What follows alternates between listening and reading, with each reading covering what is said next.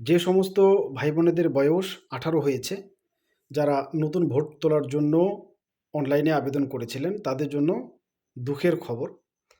তাদের বেশিরভাগেরই ফর্মগুলো রিজেক্ট হয়ে গিয়েছে। রিজেক্ট হওয়ার কারণ আছে, এই নিয়ে বলবো, এবং তাদের আশা যে আছে সে নিয়েও বলবো তাদেরকে কি করতে হবে। এবং আরেকটা ব্যাপার বলবো, সেটা বুথ ভাগ নিয়ে।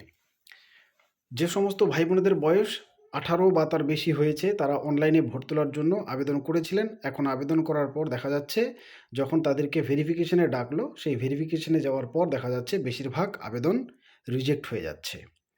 কেন রিজেক্ট হচ্ছে?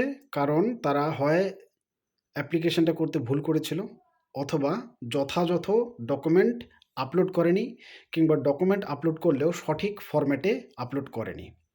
এখন তাদের কি করণীয়? কি করলে তাদের ভোট আবার উঠবে? প্রচুর পরিমাণে ভাই বোন এই নিয়ে প্রশ্ন করছে, এই জন্য তাদের জন্য আমি ভিডিওটা বানাচ্ছি। সময় কিন্তু তোমাদের জন্য শেষ হয়ে যায়নি, এখনও সময় রয়েছে। এ কারণে ভালো করে কথাগুলো মন দিয়ে শোনো, এখনও তোমাদের জন্য সময় আছে। কি করলে তোমাদের ভোটটা আবার তালিকায় ফিরে আসবে, উঠবে, সেটা ভালো করে জেনে নাও।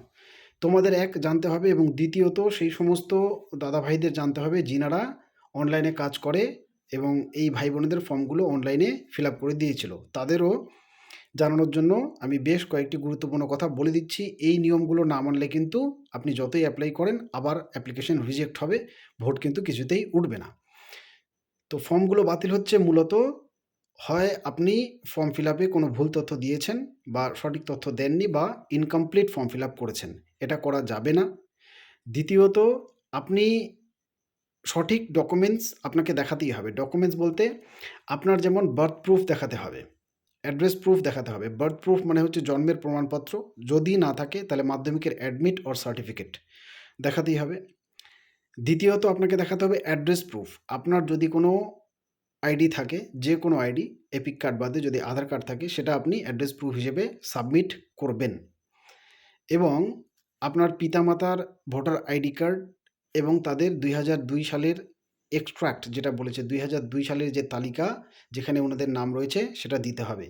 পিতামাতার নাম যদি না থাকে সেই তালিকায়, তাহলে আপনার যে গ্র্যান্ড প্যারেন্টস রয়েছে, ঠাকুরদা ঠাম্মা বা দাদু দিদা, ওনাদের এক্সট্রাক্টটা দিতে হবে এবং লিঙ্কটা দেখাতে হবে।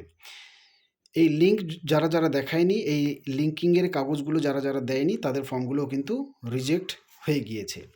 এই পেপারসগুলো তো দিতেই হবে। তারপরে আরও যেটা ইম্পর্টেন্ট, খুব মাথায় রাখতে হবে, যাদের বয়স 18-র বেশি এবং 20-র কম, তাদেরকে এনএক্সার 4 অ্যাড করতে হবে। এনএক্সার 4 যে ফর্মটা রয়েছে, যিনারা অনলাইনে অ্যাপ্লাই করেন ওনারা জানেন এই এনএক্সার 4। যদি না জানেন তাহলে জেনে নিন প্রসেসটা। এনএক্সার 4 অ্যাড করতে হবে যদি বয়স 18-র বেশি কিন্তু 20-র কম হয়। এবং যাদের বয়স 20 পেরিয়ে গিয়েছে, তারা ফর্ম 6 তো ভরবেনই, ফর্ম 6-এর সাথে সাথে এনএক্সার 3+4 এই দুটোও তাদেরকে ভরতে হবে। তাহলেই কিন্তু ফর্ম রিজেক্ট হবে না। হয় আপনারা শুধু ফর্ম 6 ভরে ছেড়ে দিচ্ছেন, এনএক্সারগুলো ভরছেন না। এনএক্সার 4 অথবা 3 এই দুটোর মধ্যে যে কোনো আপনাকে একটা ভরতেই হবে। যদি আপনার বয়স 20-র নিচে থাকে, 18-র বেশি, তাহলে 4, এনএক্সার 4 ফর্ম 6-এর সঙ্গে জুড়ে দিতে হবে।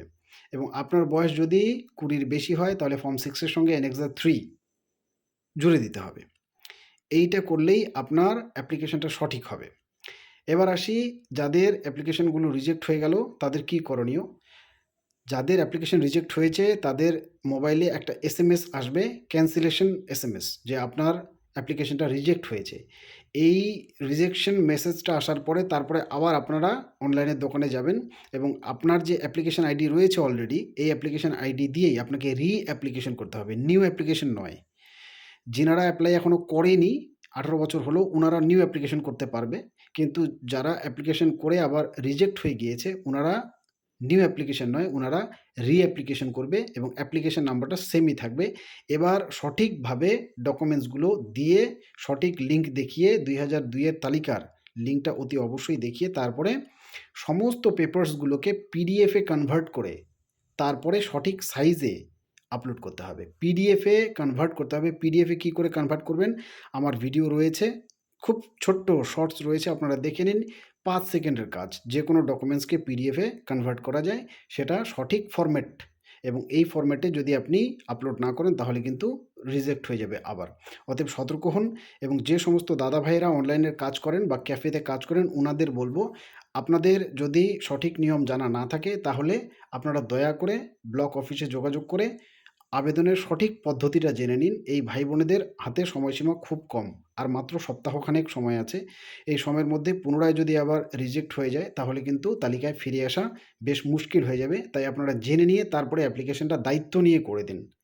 দায়িত্ব নিয়ে ভাই বোনেদের বলছি, যারা নতুন করে অ্যাপ্লাইটা করবে বা অ্যাপ্লিকেশন করবে, তোমরা না হয় একবার ভালো করে বিএলওর সঙ্গে কনসাল্ট করে নাও, কিংবা প্রয়োজনে ব্লক অফিসে গিয়ে কোনো আধিকারিকের সঙ্গে বিস্তারিত জেনে নাও, প্রয়োজনে লিখে নাও একটা পেপারসে, বা আমার কথাগুলো লিখে নাও। লিখে দিয়ে সেই অনুযায়ী তোমরা আবেদনটা করো, না হলে কিন্তু আবার রিজেক্ট হয়ে যেতে পারে। এবার বুথ ভাগ নিয়ে যে ব্যাপারটা বলতে চাইলাম সেটা হচ্ছে, আগামী 25 তারিখের মধ্যে অনেকগুলো বুথ এই এসআইআর যে চলছে এর উপর বেস করে ভাগ হতে চলেছে। আপনি যে বুথে রয়েছেন তার একটা নির্দিষ্ট ভোটার সংখ্যা অবধি বুথটাকে একই রাখা হবে। যদি সেই সংখ্যাটা পেরিয়ে যায় তাহলে বুথ ভাগ হয়ে যাবে। হতে পারে যে আপনার বুথে একটা অক্সিলিয়ারি বুথ তৈরি হচ্ছে।